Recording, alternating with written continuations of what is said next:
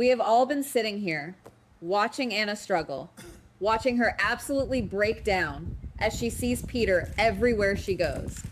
We all bought into the narrative that she is just suffering from severe trauma and post-traumatic stress. But what if she isn't? What if Peter is actually alive?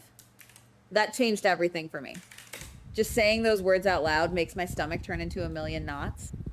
I am sitting here staring at my screen, feeling like the biggest fool for taking the show at face value.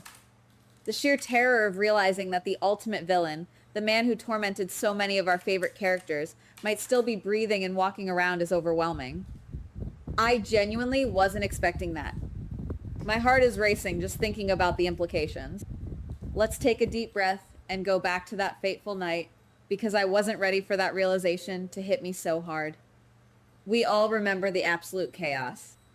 Peter was relentlessly, sadistically chasing Maxie. The desperation in the air was palpable.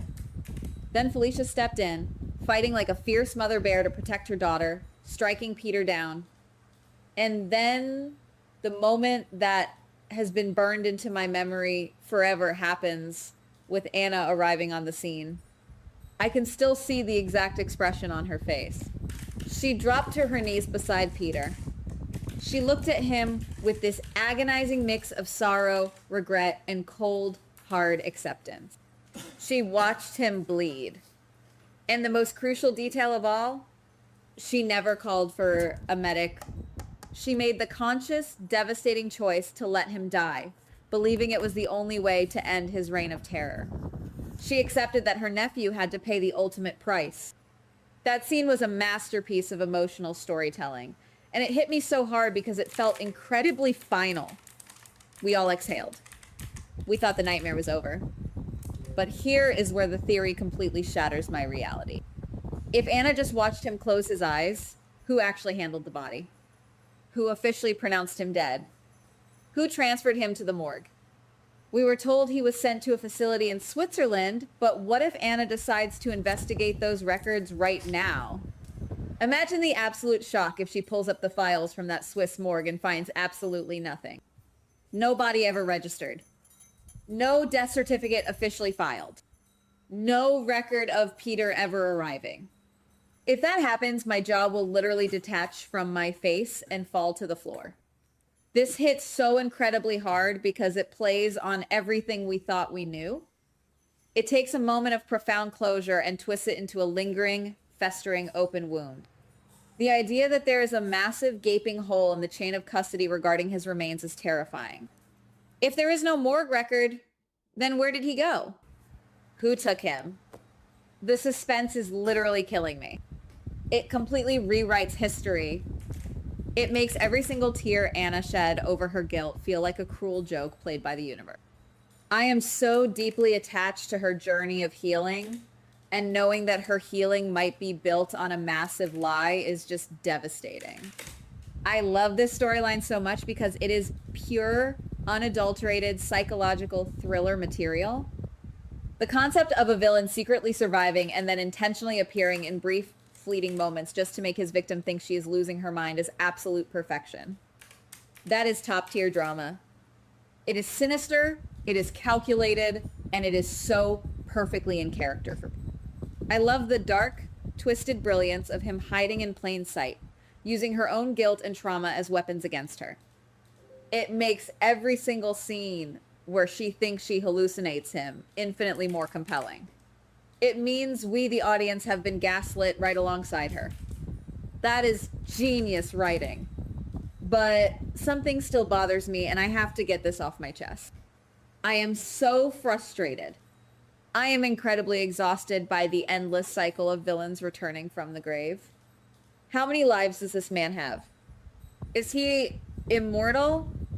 Part of me wants to throw a shoe at my screen because we have already spent years dealing with his reign of terror. The fatigue is real, guys. I want to see our characters move on. I want to see Maxie happy. I want to see Anna find peace. The thought of dragging Peter back into the spotlight feels like we are running in circles.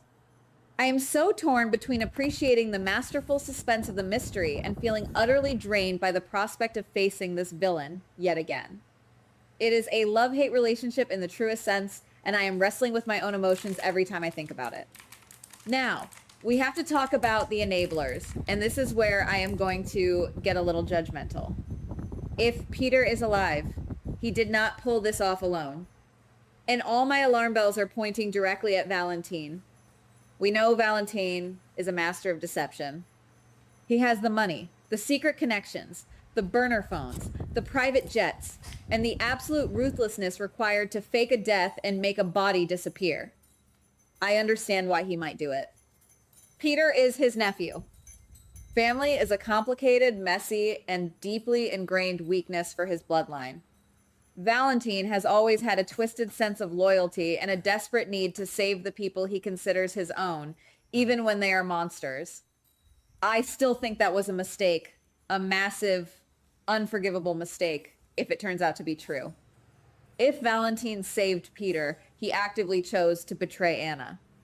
He actively chose to leave her drowning in guilt and trauma. How could he look her in the eyes, claim to care for her, and hide the fact that the man who tormented her is still alive? That level of betrayal makes my blood boil. Maybe I'm being unfair, but I hold Valentine to a higher standard when it comes to her. If he orchestrated this cover-up, he is just as culpable for her current psychological torture. I am judging him so harshly right now, and the truth isn't even fully out yet. And then there is Britt.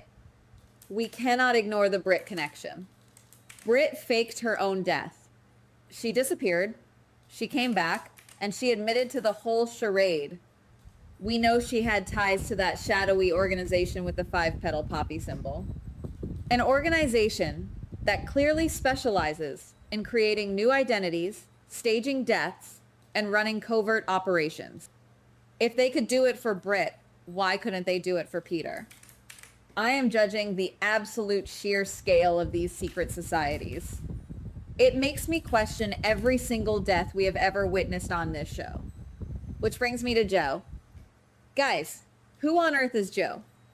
He just showed up completely out of the blue with no solid background and no verifiable history. I am staring at him in every scene, analyzing his posture, his voice, his mannerisms. What if Joe isn't Joe at all? What if he is Peter, hiding behind a completely new face, a new identity crafted by that poppy organization? The thought of Peter walking around Port Charles, interacting with people, and watching Anna from a distance while wearing a different face is the stuff of nightmares. I am judging Joe so hard right now, even if he turns out to be innocent, because my paranoia is absolutely through the roof. This brings me to the absolute core of my internal struggle. Part of me wants to believe that this is all just a wild, overactive fan theory. I want to believe that Anna is just dealing with severe trauma, because honestly, that is a very real, very human storyline. Trauma is a powerful thing, and portraying her struggle with her mental health is important and grounded in reality. I want her to get the help she needs, realize Peter is truly gone, and finally find some closure. I want the history to remain intact.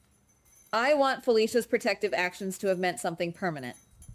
Another part of me thinks that the writers have been dropping these breadcrumbs intentionally for years. The lack of a body, the Swiss morgue, the Poppy organization, Valentine's secrets, it all lines up too perfectly. If it is true, it is the most epic, mind-blowing reveal of the decade. But do I really want to go through the emotional ringer of a Peter return? I honestly can't decide.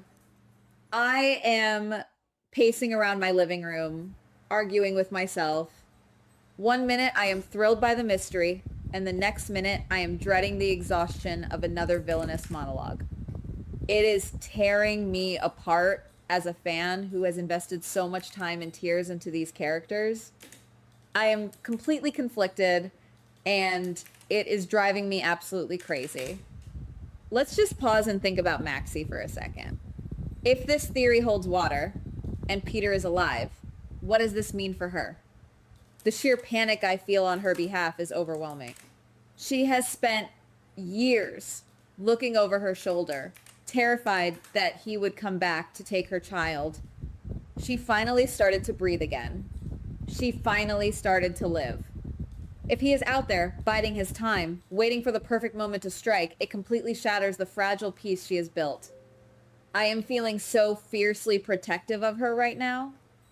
It makes me angry just thinking about the possibility of her being thrust back into that nightmare. The emotional collateral damage of Peter being alive is just too massive to comprehend. And what about Anna's sanity? If Peter is intentionally gaslighting her, showing up for split seconds just to make her doubt her own mind, that is a level of cruelty that goes beyond physical violence. It is psychological warfare. I keep replaying those scenes where she looks absolutely terrified, questioning her own grip on reality. To think that someone is doing that to her on purpose, watching her crumble from the shadows, makes me sick to my stomach. It makes me want to jump through the screen and protect her. This isn't just a plot twist. It is an emotional violation of a character we have loved and respected for decades. I also keep circling back to Valentine. If he is the one who orchestrated this, how will he ever redeem himself? We have watched him try so hard to be a better man. But if he is the reason Anna is suffering this psychological torture, it destroys all of his character development. I am so emotionally invested in his redemption arc, and this theory threatens to burn it all to the ground. The betrayal would be so absolute that I don't think I could ever look at his character the same way again. I am literally grieving a betrayal that hasn't even been confirmed yet. Every time I try to rationalize it, my brain throws another clue at me. The timing of Joe's arrival. The unresolved questions about the Swiss facility. It is like a puzzle where all the pieces are painted black, and I am blindly trying to force them together in the dark. The suspense is unbearable. I am analyzing every single line of dialogue, every shadow in the background of a scene, looking for a sign. The emotional grip this storyline has on me is absolute. I am trapped in this web of speculation, and I don't know how to get out until the show finally gives us the truth. Am I the only one feeling this way? Am I completely losing my mind and overthinking every single detail? Or are you guys seeing these exact same red flags? I need to know that I am not alone in this emotional roller coaster. Guys, what do you think? Do you truly believe that the nightmare is over and Anna is just battling her inner demons? Or do you think the writers are gearing up to drop the biggest, most devastating bombshell in recent history? Maybe I'm wrong, but I just can't shake this feeling of impending doom. Drop your thoughts in the comments, because I desperately need to talk this out with people who understand this madness. Let's theorize, let's vent, and let's brace ourselves for whatever comes next. Goodbye. Please like, subscribe, and comment on the GH Spoilers Daily channel.